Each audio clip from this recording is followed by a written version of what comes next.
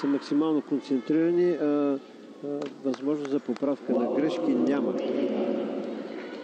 Ето и първата състезателка в финала на прескок при девойките, Лаура и Юрка.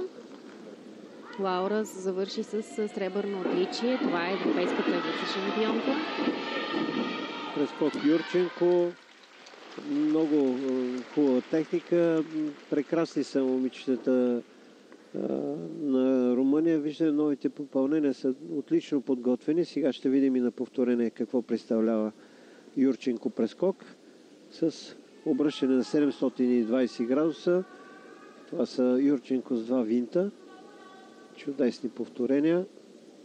Лека неточност при преземяването, но прескока беше много коректно изпълнен. Виждате абсолютно точно събрани крака във въздуха, което много стриктно се следи от съдиите.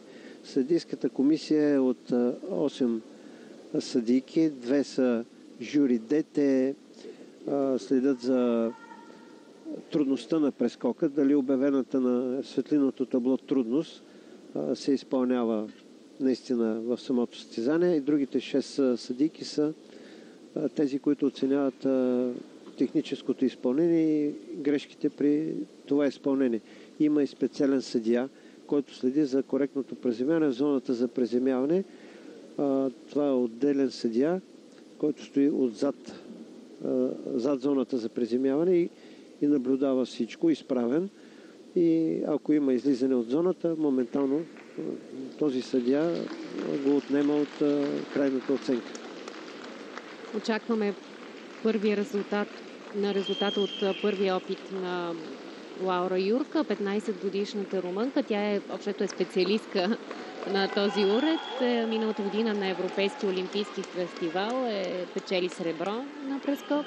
Ето виждате 5,8 е трудността на прескока. Другата оценка е за изпълнение, много чисто изпълнение. Видя са почти 9 и дадоха, и сборувани тези две величини показват крайната оценка на първия прескок. 14,766 е доста повече от квалификацията. Ето тук се видя, че във втората част на прескока тя изпълни само един винт. Няма право да изпълни какъвто и да е прескок с 2 винта. Така че това е нейното решение. Още по-чисто изпълнение, защото този прескок е по-лесен от първия, който тя изпълни, с липсата на още едно завъртане. Юрченко с обръщане 360 градуса. Но отново чудесна техника. Има много по-големи възможности и това се показва, че абсолютно права до повторение на скока, или може би има някакъв проблем с техниката. Swiss Timing осигуряват, така обезпечават компютърно съдиите, и както и телевизионното излъчване. Телевизионните графики, които виждате, са дело на швейцарската компания с много авторитет и от години партньор на Международната федерация по гимнастика, на Европейската по гимнастика и на всички големи първенства. Swiss Timing обезпечават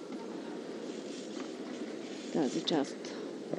Ако най-високата и най-ниска оценка се различават недопустимо, председател на журито вика съдиите, инструктира ги и се прави